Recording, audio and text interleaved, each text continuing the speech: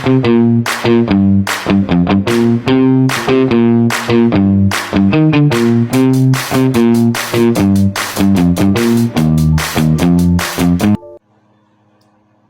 po si Mayra Abura at siya naman po si Auntie Nagrian Magno Alonso.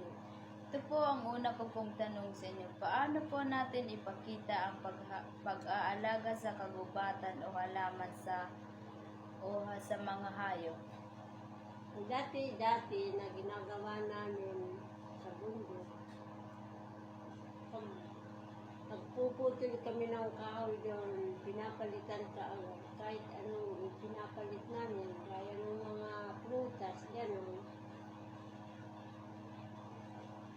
At saka yung mga basura, hindi kami magtatapon sa ilog.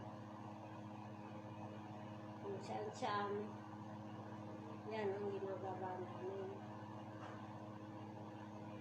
Ang mga hayop po, paano niyo po sila inaalagaan?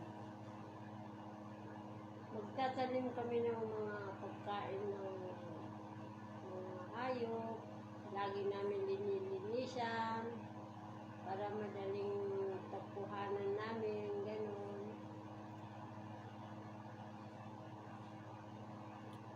Okay po, ito po ang pangalawa ko pong tanong. Bakit po mahalaga na alagaan ang ating mga kapaligiran po?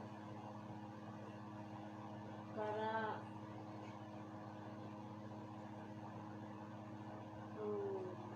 gagawin namin, pag magkuha kami ng puno sa bundok,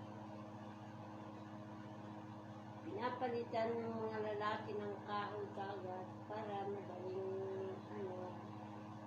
lumaki at hindi masisira yung